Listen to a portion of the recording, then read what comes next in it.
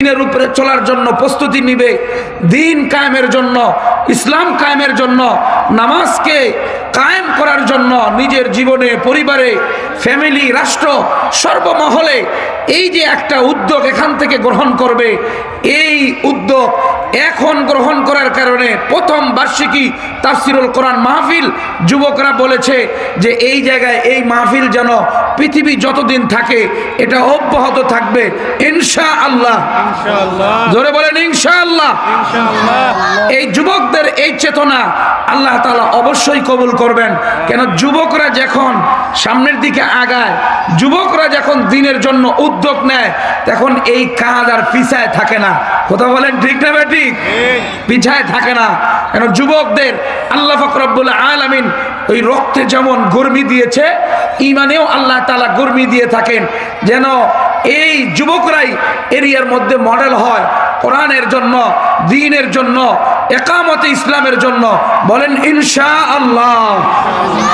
এই যুবকদের মাধ্যমে যেভাবে আমাদের ফ্যাসিস্ট, আমাদের দেশের জালেম, খুনি, ওলামায়ে কেরামের শত্রু, কোরআনের শত্রু, মাদ্রাসার শত্রু, সমস্ত বাংলার জনগণের শত্রু এ ফালায়া অন্য জায়গায় যাইতে বাধ্য হয়েছে যুবকদের এক স্লোগানে।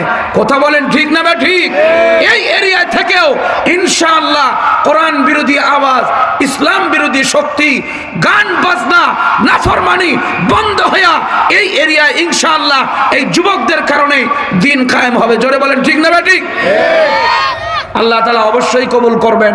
কিন্তু আমাদেরকে এই যুবকদের সাথে একত্রতা পোষণ করতে হবে। রাজি আছেন তো ইনশাআল্লাহ?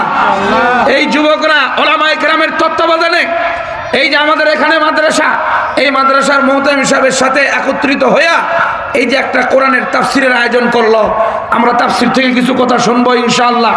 জরুরি কিছু দ্বীনি হেদায়েত এবং দিক নির্দেশনা আমরা শুনবো, সে অনুপাতে চলবো।